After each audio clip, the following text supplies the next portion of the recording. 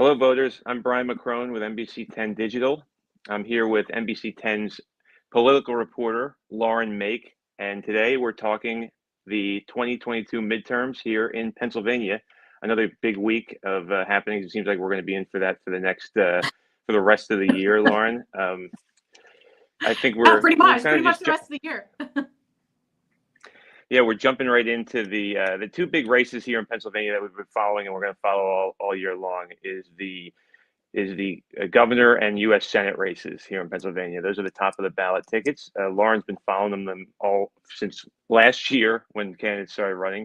Lauren, it looks like in the Republican primary for there's for governor there's words like diva-esque being thrown around among the Republicans. It has to do with the debate issue. The one big debate issue for Republican candidates for governor want to have a Republican moderator. So you've moderated debates before.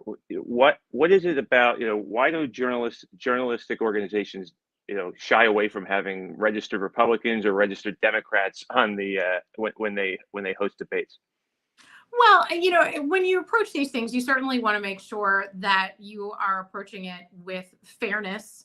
And that is about the questions that you ask. It's also about how it's presented and the image that it's presenting. And so, news organizations are very careful about that kind of thing. And so the question becomes whether ultimately these candidates for governor will be in debates that are moderated by any journalism organizations at all, or whether the people who end up sponsoring the debates will just end up being more private organizations, or perhaps more just conservative leaning news organizations that have been open about that, from the beginning, from their inception. And we'll see how this plays out and whether they stick with this idea that this is how they're going to handle it. They want to have a registered Republican be the moderator and have not made any disparaging remarks about the candidates or have donated to any of the candidates. And this made me think about sort of what happened at the beginning of this process when there was a forum for candidates at a state Republican meeting that was not open to the public. So these candidates talked to party leaders and party insiders and made their case to them. Ultimately, the party just decided not to endorse anyone in the governor's race or the Senate race. But it wasn't open to the public. And, sort of from the same vein, the question now is, will the public have the same opportunity to hear from these candidates, especially because there are lots of different Republicans who are going to be voting in the primary race. And are they going to watch the more conservative news organizations that might hold these debates? Are they going to, tune into those? Would they be more likely to see them if they were held on your local newscast or by your local newspaper, sponsored by your local newspaper? Would more Republicans be more likely to see them? And so that's another question about sort of how this is going to play out and what the impact of that will be. And will they really reach all of the voters that they need to reach? So we'll see how that plays out. But the diva-esque that you, interestingly, the diva-esque comment that you mentioned, that was from Melissa Hart, who is running for governor as a Republican and is not one of the ones who came to this agreement and put out this statement about it. So she is criticizing them for it. So is Charlie Giroux, who's also running for governor, who's also not one of them. So there's a split in there between some of the, the folks who have, a little more considered more of the front runners, and some of the candidates who are not as well known. Yeah, the block is, I think, Lou Barletta, Dave White, who's from Delaware County. Lou Barletta is the former Hazleton mayor and congressman, and also Bill McSwain is one of them from Chester County. So that block decided to set a little bit of a standard. I mean, we should remind voters, I think, that this is they're running in the primary. And Jake Corman, sorry, I just was double checking. And Jake Corman, thank you. Oh, yeah. The other one. Thank you. And then, so those are the four. And so these Republicans are all running May 17th in the primary. So it is Republicans are only going to be able to vote in this Yes. for this It's a close among primary. this slate. Yep. So that's happened May 17th, and so Lauren Mayk's been following everyone along this, and will for the rest of the year. And she also has been interviewing a bunch of candidates, especially on the Senate and the governor's races. You interviewed someone that's going to be George Bicchetto, who's a Philadelphia local guy, attorney. Tell us a little bit about your interview with him. That's the newest one. Yeah, this is going to be airing on At Issue this weekend on Sunday morning, right after Meet the Press at 11:30, and you'll be able to hear from him. George Bicchetto is known in the Philadelphia area recently for his legal defense of the Columbus statue in Marconi Plaza, which has become a big thing with the city. And we talked about that, and we also talked about that's a local issue, but there is a national issue about statues and monuments, Confederate monuments. There is a sort of discussion about that kind of thing. So we talked a little bit about that and how he would approach it if he were in the U.S. Senate. Interestingly, he says he sees those two things different. Like, he sees them as different things. And we talked a little bit about what his approach would be for either one of them. We also talked about some of his opponents. He has called some of his opponents on the right pretenders. And we talked a little bit about that and what he would do if one of them in particular got the Republican nomination. So it's an interesting interview. These interviews that I've been doing with these candidates, we always could talk for hours, but I try to make it around to a bunch of different issues, a bunch of different things about them that will give you a little insight into who they are, but then also ask them about things that they may have to decide on if they are elected, and the decisions that they would have to make. One thing that some people might not know about George Bicchetto was that he was involved in President Trump's second impeachment, the one after January 6th. He helped with the brief in President Trump's defense that was written for the trial in the Senate. So we talk about that as well. Wow, did not know that. Okay. Mm-hmm. Yeah. So a lot of people don't know that because his name was not on that brief, but he was involved in that process. Yeah, I like the tease too about talking about pretenders. He's the newest. You talked to a couple women who are running too recently. Mm-hmm. Carla Sands a little while ago, but also Kathy Barnett. We posted that one to NBC10.com. You can find all of Lauren's profiles that she did, these one-on-one interviews, at NBC10.com/decision2022.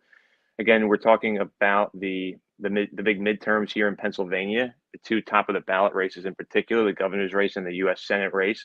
Big fields in both, except for on the Democratic side in the governor's race, that they have already chosen essentially Josh Shapiro, who's running unopposed for governor as a Democrat.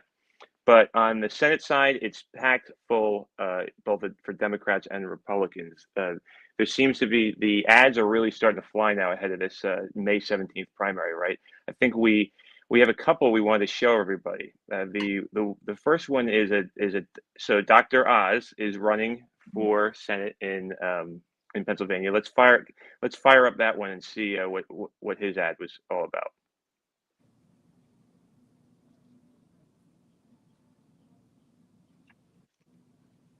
We can start to talk about it actually as we try to bring it up.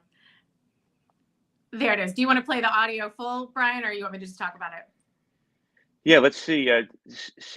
Yeah, so this just aired. This is on YouTube now, right? And it's a sort of a longer version.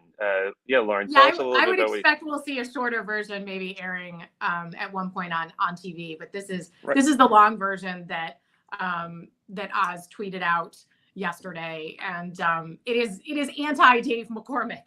Um, there So yeah, what's are it portraying here? What's happening here with these two guys? well, you can see Dave McCormick. You can see a Dave McCormick commercial running inside the Oz commercial, which is actually an interesting moment right there, where they actually have these two guys who are, they dress them like Dave McCormick sometimes appears in the commercials, and they are, I think they call them finance bros, I and was just gonna say, basically, let's just yeah, yeah.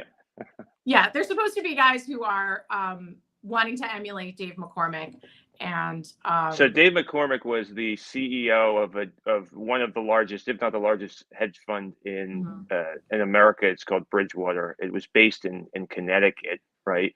So he has this finance background, and he was out of the state for a while, running this large hedge fund. And so Dr. Oz is trying to portray him as a, like you said, I guess as they call it, finance bros, right? So that's what's happening here in this video. Yeah, Um, I mean, basically, what Oz is trying to say is that McCormick is pretending to be pretending all of these things, but that really he's a finance guy, and really he had these ties to China. I mean, this is Oz. This is what Oz has been trying to the message he's been trying to push about Dave McCormick, is who has been, the two of them have been going at it in these ads yeah, back and why? forth. Yeah, why This is one's it pretty shaping up as elaborate. that? Why is it shaping up as that? Well, they have the most money. The two of them have the most money. So they have been able to, quite frankly, I mean, they've been able to afford to do this. They also, both of them, McCormick is backed by a bunch of people who have ties to President Trump, and his wife worked in the Trump administration. Kellyanne Conway has been, involved as well. And,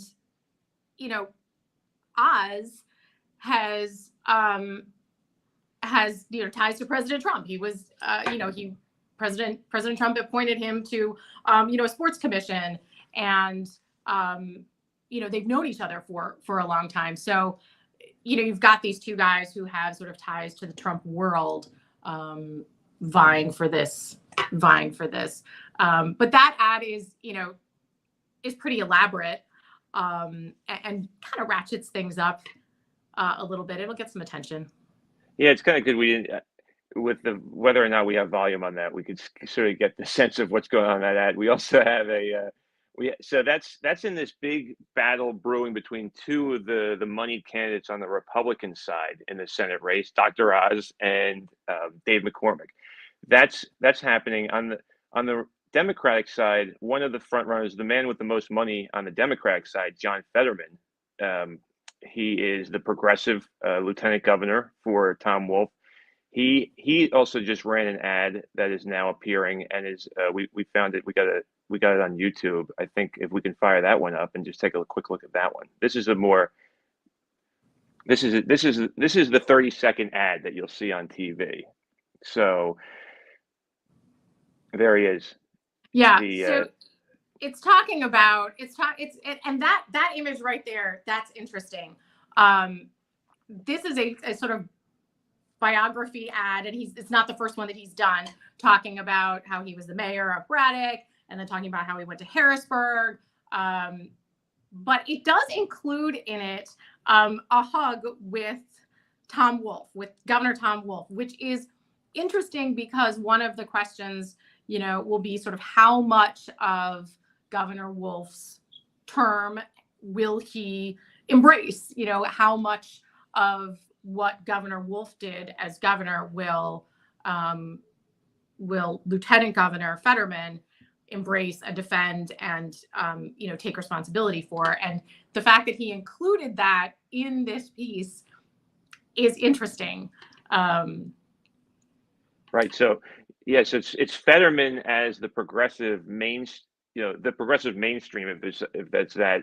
On the Democratic side of the Senate race, it is very interesting. Again, on May 17th, Democrats will decide in their primary who they choose for the Senate nomination. That'll then run in the November general election. So that a lot of the choices are starting to break down into these camps of progressives versus moderates, right? Talk to me. You've also interviewed what I think most people would describe as the moderate mainstream candidate, but which is Connor Lamb, who's a congressman from Western Pennsylvania, and then you've also though interviewed a progressive who's an outside force trying to really muscle his way into national politics here, and that's Malcolm Kenyatta in Philadelphia. Can you just tell us a little bit about those two candidates as well, because you've interviewed them both? I have, yeah, and actually, you can see some pieces on our website with both of those, with interviews with both of them. Interestingly, Connor Lamb is known as more of a moderate. He says he identifies as a progressive as well, but that you could use either label for him. So he has been picking up a bunch of endorsements in the Philadelphia area, which I think you and I have talked about, Brian, which is interesting. And then Malcolm Kenyatta has some union support from SEIU, and that is something that could be very helpful on an election day, especially because they have a lot of ability to mobilize people and get out the vote. But he did not get the endorsement of the Democratic Party in Philadelphia, for example, even though he is from Philadelphia. So we did see this past weekend, I believe, that John Fetterman and Connor Lamb and Malcolm Kenyatta all did appear together at a Democratic forum. I believe it was called a forum and not a debate. But it was. What do you think? What are the differences usually? What do they? I'm not sure. Sometimes these things I don't know. Sometimes they get this label, and maybe it's because things are not timed, or maybe it's because that was what they agreed to. I think it was called a forum. Again, I wasn't there, but it was at Carnegie Mellon. But they were all there, which is interesting because there's been this sort of narrative of, whether Fetterman will participate in some of the things, because there was an event in Philadelphia that he was not at, that he got some criticism for not participating in. It was at a church in Philadelphia a while back. But we did see them all together on stage or in the room, wherever they were at Carnegie Mellon this past weekend. So we could potentially see, more of that, where voters are going to get to hear from them, because, we've been asking questions and paying attention to these things, but for voters, we're now sort of entering that time where they're going to start to pay a little bit more attention. You're going to see more ads, and the candidates are really going to have a chance to get their message across. And in some ways, this will be the first introduction for some voters, because they're busy. They've got lives and kids and school and jobs and a lot of stuff to keep track of. So these candidates are going to have to break through all of that and introduce themselves. And it's not easy. It's not going to be easy this year. Yeah, we should just remind voters that what we're talking about is the midterms here in Pennsylvania, and we are covering that all year long. You can go to NBC10.com/decision2022. Lauren Mayk is our political reporter, and she's been on the trail, and she does. I said this last week when we kicked off this digital discussion, which we'll be doing every week for now until probably the end of the year. And Lauren's always on the trail, and she's got to head back out. I'll probably be saying that every week. She has to leave pretty soon to go head out with her photographer and go meet some of these candidates, and also just go talk to some voters. Remind us, you've done it now in the last couple of years, particularly when these congressional races come along. What do you like to do just talk about how you involve yourself with voters, the deciders, as we were calling them in the recent years. I'd love you to talk a little bit about that. Yeah. I really enjoyed that that we did a couple years ago, where we talked to voters over time, and we did it for the presidential race. And we'll see if we're able to do it for this one. It's a little more difficult for some of this is, I guess, an off-year election, but with as many races as we have in Pennsylvania, it doesn't really feel like an off-year election. It feels very on. But we did it for the presidential race, where we followed them over time to find out, sort of where they were leading in the primary, and then how they felt as the field of candidates narrowed down, on the Democratic side, because on the Republican side, you knew President Trump was going to be the nominee, how they felt over time, and how they ended up voting. And it was interesting to follow them and to really see what's important to them. And I was talking to a candidate not that long ago and asking, do you hear different things in different places? And he said, yeah, that you do hear different things in different parts of the state, that different things are important to them. And I hope that we get to have some conversations this year also, maybe with people outside in different parts of our region, but then also outside of our region too, because it helps us to understand why the state as a whole votes for someone, that it's not just, Philadelphia picking, and it's not just, the Lehigh Valley picking, that there's different interests and different things that are important to people in different parts of the state. And, I know one of the things actually that, Brian, I know you've done a lot of reporting on is energy.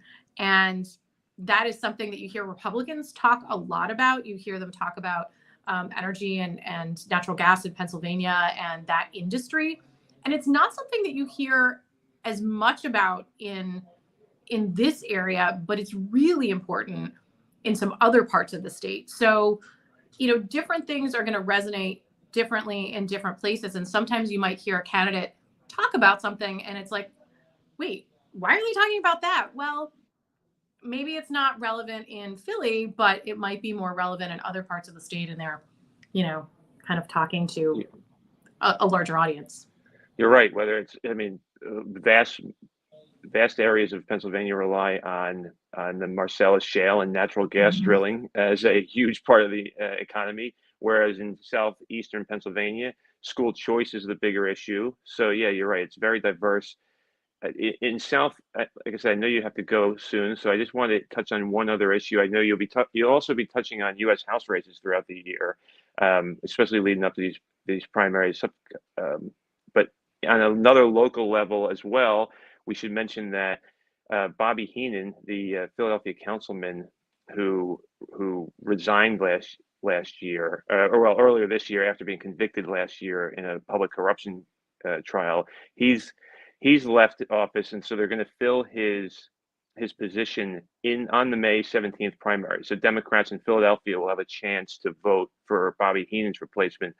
I know when that email came out yesterday from the council president that they would have the election on May 17th, you said that you immediately identified that their Democrats have already sort of picked a replacement, right? Yeah, because it's done differently in an election like this. To fill a seat, the party actually gets to pick who their nominee is, and they did that. It's a state legislator, Mike Driscoll, for the Democrats, and then that will be, it's like you just have one election. You don't have a primary and then a general. You just have the one, so that somebody will be able to go and replace that person in that position and fill that seat.